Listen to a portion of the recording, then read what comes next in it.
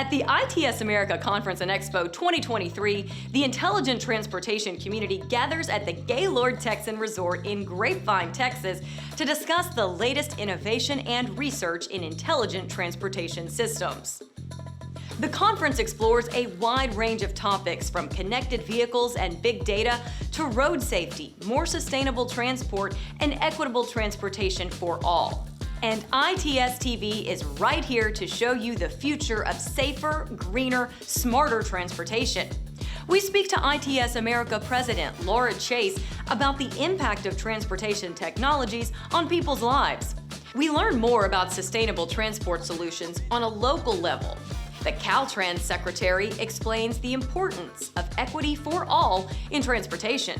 We also hear of efforts underway to improve gender equity in leadership positions in transportation. And we discover some of the organizations innovating intelligent transportation. As you can see, we have an exciting program coming up, so stay tuned for our first interview. You are watching ITS TV.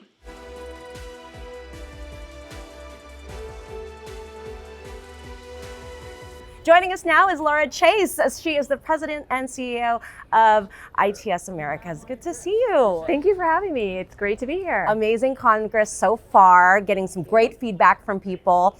What are some of the biggest focus areas you want to promote here? Well, I think there's a couple key areas. One is digital infrastructure, and this concept of now is the time to really invest in these digital and technology tools that can help us get more out of our physical infrastructure. And with all the money available in the new bipartisan infrastructure law, there's a huge opportunity. Another area is how we advance connected and automated technologies to support safety, to support reducing emissions, and to support more equitable mobility solutions. That's another focus area. And then I think, of course, we've heard a lot about sustainability, electrification, nationally and internationally. I think that's a big topic that everyone's focused on. And this is a moment where we're seeing a lot of commitments from both the government and the private sector to advance that.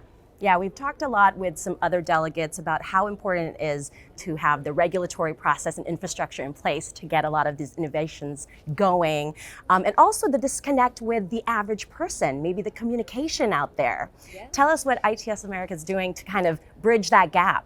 So, I've been trying a lot. I'm a mother of three. I'll start with that. And I've been trying, trying to connect some of these technologies to people in their lives. And, one example is I want my kids to get to school safely. A couple of my teenagers have to bike to school or walk to school, and I want them to have a safer route. Most people don't understand how these technologies, many of which you can't see, right? Many of these ITS-based technologies, a common person would not see them and understand what they are. So how do you explain that to people that actually, that smart intersection is actually going to make it safer for your child when they're riding their bike, or it's going to make it safer for your family when you're driving in the car. And so, I think we have some technologies that are very consumer facing, and those I would explain as, the automated driving assistance technologies in many new cars these days, the lane departure warning, the automatic emergency braking. Customers see those and they start to understand them. And then also a lot of the on-demand technologies, right? So if your region has instituted like a seamless payment option for transit and bike share and ride share, then you see that you start to understand what some of these solutions can do for people. So we're really trying to make that connection and explain this technology in more common terms. And so finally, what do you want delegates to come out of this Congress, right? What do you want people to really take away? I would love for people to take away that investments in in technology and integrating technology into our system is going to be the way, and really the only real way, that we will be able to deliver truly safer, smarter, greener mobility for all.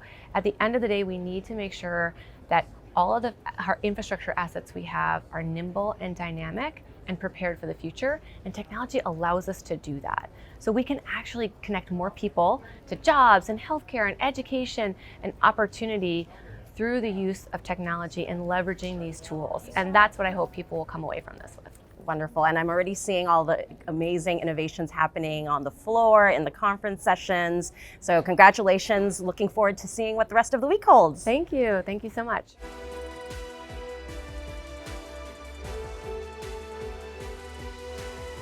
And joining us now is Margaret Anderson Kelliher. She is the Director of Public Works at Minneapolis and also the former Commissioner of the Minnesota Department of Transportation. Good to see you. Thank you for having me this morning. Of course, I hope you're having a great Congress. You're actually tackling a very important topic, sustainability. Yes. What will you be addressing specifically? So I'm going to talk a little bit about how at the local level, the level closest to people, we are really working through a family of plans, as we call them in Minneapolis. So we have a transportation action plan, a transportation equity plan, a sustainability plan, and a Vision Zero plan. And we actually see ITS as the kind of key that weaves these areas together to really be able to deliver on particularly sustainability and equity in our community. We have done a racial equity analysis on that transportation action plan to be able to know where we're deploying the tools that we have available today to really improve people's lives. There's a lot of challenges to executing some of these plans though, right? Yes. As you know, working in government on different levels. What do you think is the biggest issue and how can we overcome them?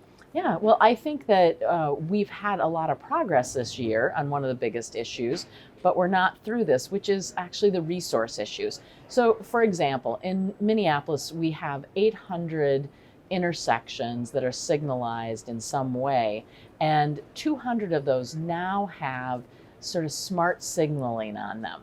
And that's an exciting thing because that really helps us be able to move that traffic and vehicle faster, more sustainably through a community or neighborhood.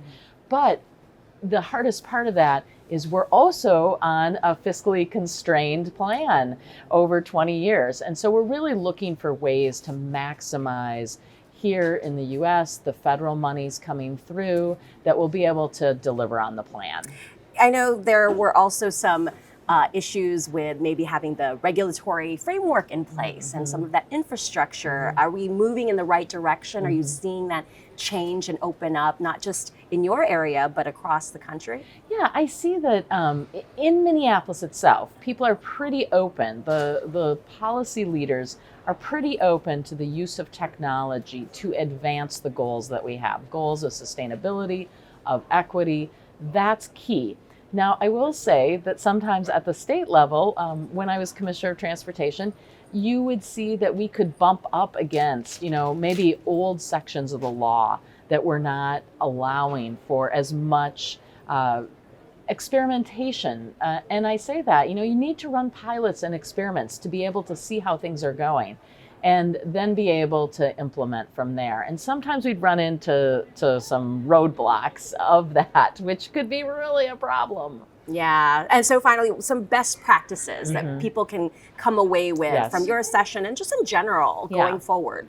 Well, and in my background, I also ran a technology association. So I have a deep love for using technology in new ways.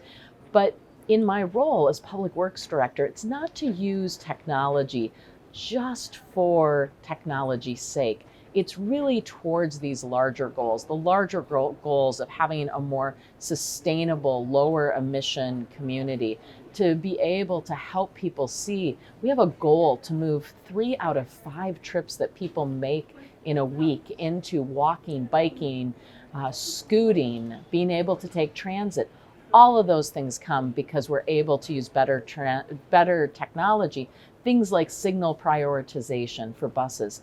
Now that is something that I think is really exciting, and it really matches back to those important plans for us, our transportation action plan with a racial equity lens on it, the ability to have a sustainability plan and a Vision Zero plan for safety. Yeah, all great things. I think everyone would back all of these important initiatives. So thank you so much, Margaret, for joining us today. Thank you. Yeah, thank you.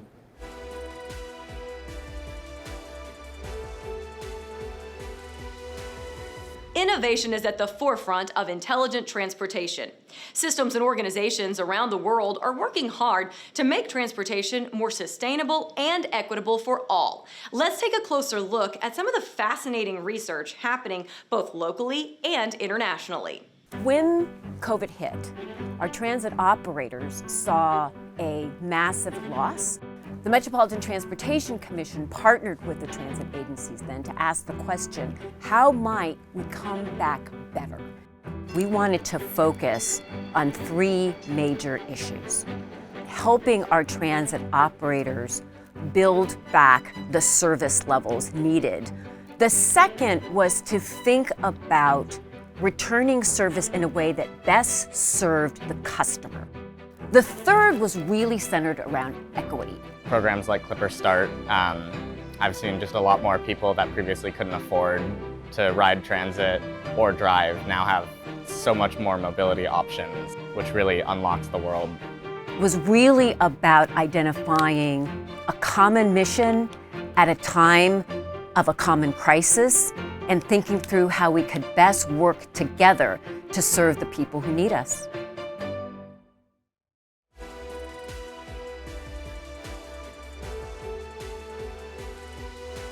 Transportation is really the bedrock of our civilization.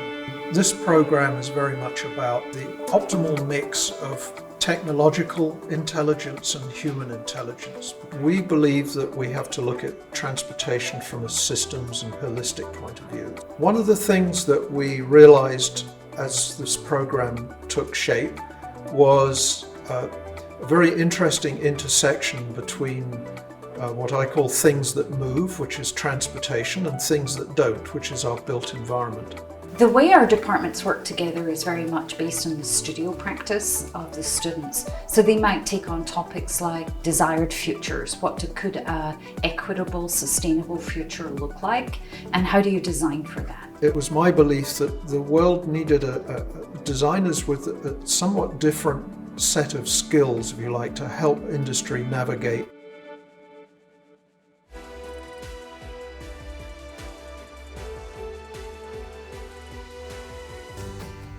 To support the great quality of life of our growing population, our City Council recently adopted our Strategic Mobility Plan for our community. This vision begins with our aspiration to be a city where no one is seriously injured or killed on our streets, and where living and working in our city does not require traveling only by a car. Our City Council has committed over $75 million in just the next 2 years to our bicycle, pedestrian, and Vision Zero programs. The Charlotte Department of Transportation, or CDOT, is a key city department in achieving this bold vision. This responsibility challenges us to envision the Charlotte of 2040 and beyond, and anticipates the mobility needs of over 385,000 new residents and 200,000 new jobs. And we at CDOT know that our role in managing and shaping how we move is fundamental to extending economic mobility to all Charlotteans and continuing to make Charlotte a great place to live.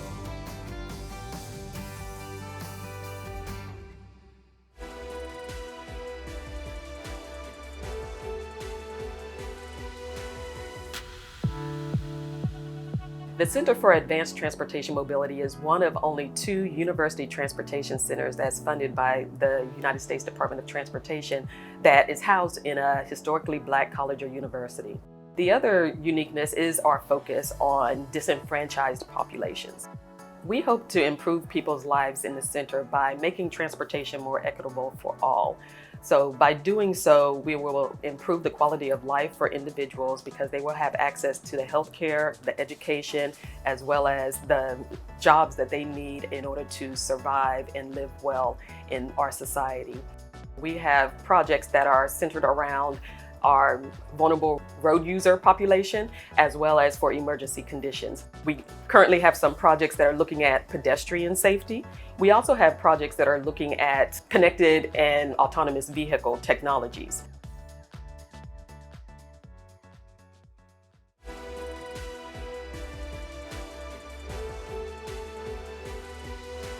And joining us now is Toks Omishaki. He is the Secretary of the California State Department of Transportation. Good to see you. Good to see you as well. Thanks for having me on. And you are actually focused on a very important topic, equitable transportation. Tell us what are the biggest issues you're finding here in California? Well, for many years, from a transportation standpoint, the way we've invested, we haven't invested in a way that is thinking about every single person that uses the system. So it's been heavily focused on people who probably mostly drive, not people who may need to use other modes like walk, bike, or use public transportation. So we're trying to double back and correct some of those errors and some of those mistakes from the past. And when we made those mistakes in the past, by the way, we also built a highway system that cut off many underserved communities interstate. And so we cut them off physically, and that also meant harm sometimes from a social standpoint and even from a health standpoint, because people with all those cars and the trucks driving through their communities, that meant they were breathing in that poor air, that bad air, but also their access was increasingly limited because of the way we designed and built the highway system. So we're changing that in California. It's a new day, it's a new dawn. Have a Governor Newsom, who's heavily invested in equity, and we're making those investments happen through CalSTA, my organization, and Caltrans, High Speed Rail, all the organizations under it, and of course the partnership with the federal government as well, the Biden-Harris administration connection. What are the biggest challenges you're finding as you're trying to fix and retrofit some of the things that have already been in place for many, many years? That's exactly it, is that we've built the system for so many years, for 60 to 70 years. A lot of the major highway investments in the country came down in the 1950s, the mid 50s, and we followed that same pattern for the next 50 to 60, 70 years. And now we have an awakening.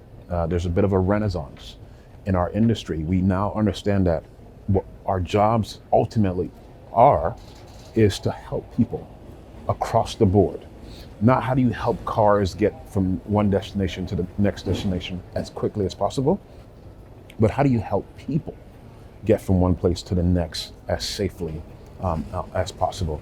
So that's been the challenge. Mm-hmm. And equity is such a big part of that diversity, inclusivity, different perspectives. I guess going forward, what are some of the recommendations or things that you would want to see come out of this industry?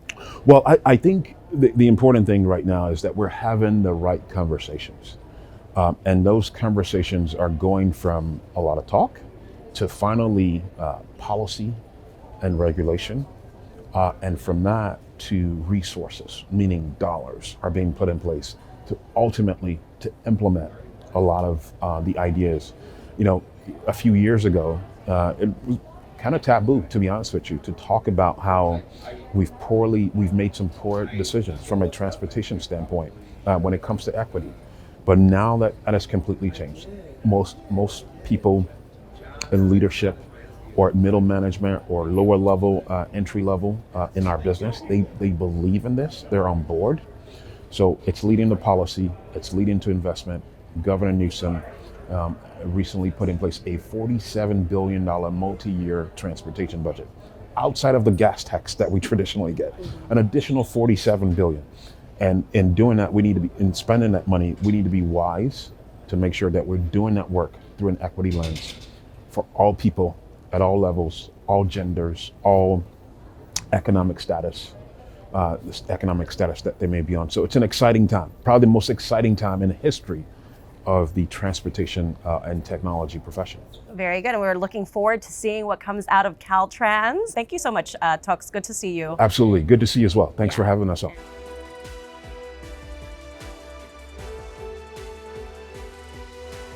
When I think about gender inequities that exist today, it starts from the foundation of how we plan our service. And it's really planned around the 9-to-5 commute that was really focused on men and not women. And as we look at how women travel and men travel, there's actually a difference. And as a result, we really don't have service generally that meets needs of everyone. I think one of the things that we have seen and continue to see, and COVID exacerbated that, is a lot of time women take on additional roles in the household. It could be childcare, it could be care of an adult, of a parent, it could be taking the groceries, healthcare. So they have additional aspects that they have to do, often called trip chaining, where they have to do one thing after another, and all of that is on transit. And that's where we have to think about who are the customers that we're trying to serve, and where are they coming from, and all the different aspects that they have to do when using the public transit system. We actually realized that we collect a lot of data. We ask gender information, but guess what? We never disaggregated the data to analyze it, right? So in doing that, we have learned so much about our ridership, and it was so important because the majority of our riders pre-pandemic were women, and yet we weren't being intentional about their needs. We have a multimodal system called CODA Plus that has run over 65,000 trips to help with that first and last mile aspect. In addition, at CODA, we have rolled out the mobile app that allows you for better trip planning and how can you understand all the parts of your trip. And one of the aspects that we're really the most proud of that we've done recently with our mobile app is we've rolled out fare capping. And once you hit that limit, you are no longer charged. So these are some ways that technology has allowed us to advance things that we hadn't been able to do in the past. At present, even though women in the United States comprise over 50% of the current working age population, we are only 15% of the transportation sector. It's incredibly important that we advance more women into leadership positions, particularly when we talk about creating more inclusive transit systems as a whole. Their voices bring a different perspective, and one way to achieve that goal is simply making sure that hiring panels are diverse. And it's important for females to see role models through social modeling and to see what they can obtain within this field. In terms of our programming, we really recruit participants from a diverse background, focusing on underrepresented populations and females. We also like to ensure that we're bringing students and other people in the pipeline to opportunities that increase their socioeconomic status. A few years ago, we actually created an internal Women and Girls Governing Council of actual employees, women and men employees, to look at Metro as an employer, as a service provider, and as a catalyst for economic development with the gender lens, identifying unanticipated gender bias in our job descriptions, removing those barriers and increasing the number of women who apply for jobs at Metro. I'm happy to say that 2/3 of my leadership team is all women. That's unprecedented. And it's because they were the best, but also we were intentional to make sure as we're recruiting that we are wanting to have a gender balance of candidates to choose from. I think it's always helpful to make sure that you have multiple people at the table because everyone comes with their own perspectives and backgrounds, and they know their own life experiences. So the more people of every type of diversity that we can have, that helps bring the perspective of the customers that we're serving, and that will help design our systems for the future.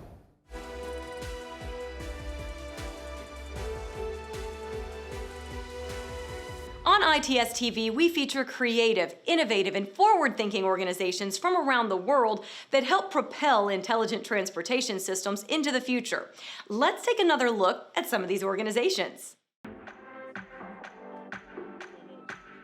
In Mobi, we're developing mobility insight to a proactive, next-generation, fully operational traffic management and service.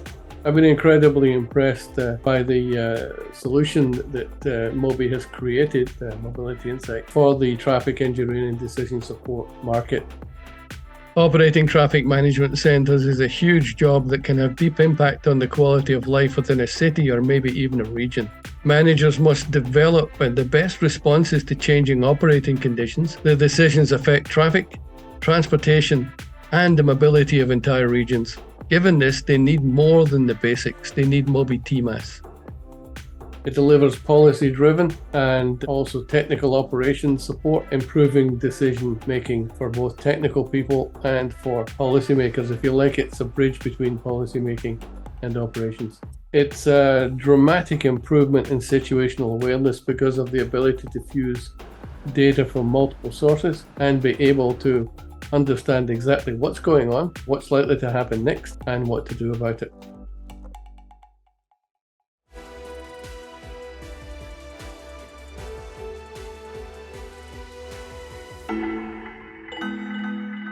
CalSTA is a nonprofit organization working nationally and internationally to develop clean and efficient transportation solutions. The Clean Mobility Options Program is the flagship of our innovative mobility work Clean Mobility Options empowers under-resourced and underrepresented communities to develop their own locally tailored solutions to address their unique needs. The Chula Vista Community Shuttle Program is a door-to-door free shuttle service that's all electric. This program is funded through the Clean Mobility Options. We got a $1 million grant. The access to the shuttle has improved my life immensely. It's a real plus.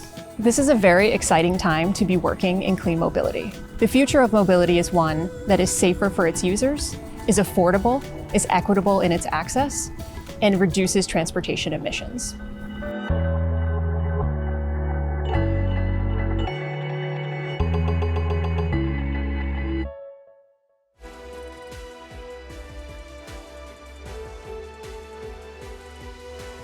My name is Steve Milton. I'm the Chief Product Officer of Move. We are a company focused on information and analytics around transportation. We want to save lives. Vehicle accidents are one of the biggest killers in the United States and in the world. If you can take that even down by a very small percentage, it makes a huge number of difference in people's lives. And the more closely we can work with local governments and departments of transportation, the more we can do to improve safety. Our vision is that transportation is an environment where there's a lot of different players trying to understand it. Automotive companies, departments of transportation, logistics companies, right? You just go down the list. Transportation touches a lot of businesses in everybody's life, right? So we're building an environment where people can collaborate to try to solve problems.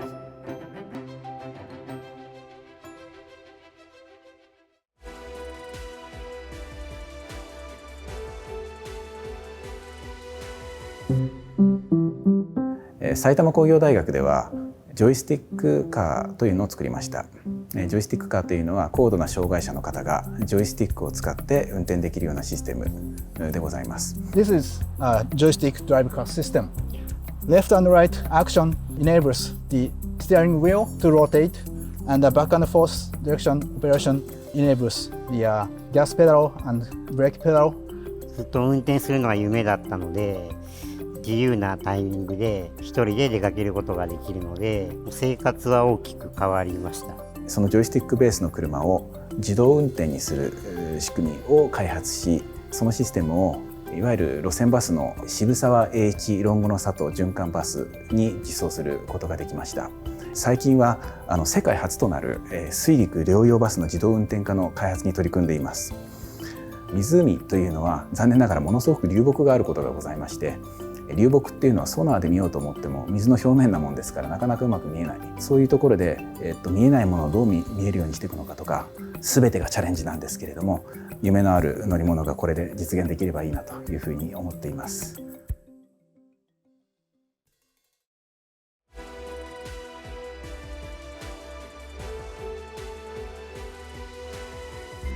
My name is Alan Parrish. I'm the Executive Director of the Alabama Transportation Institute. We created an acronym that we refer to as ACES Squared: Automated, Connected, Electric, Shared, and Safe. We bring together a tremendous group of faculty. I'm an assistant professor at Electrical and Computer Engineering at the University of Alabama. I'm a mechanical engineering professor. My name is Junlu. I'm an assistant professor of transportation engineering. I'm a mixture of an algorithms and data structures sort of person. My name is Alex Hanan. I'm an associate professor in the Department of Civil, Construction, and Environmental Engineering. My name is Elsa Gabrutadla, and I am transportation research engineer. If we go after the right projects and get the right awards, we can set up research which is really cutting edge. It's not just research for the sake of research. It's research for trying to improve the lives of people in our state and beyond.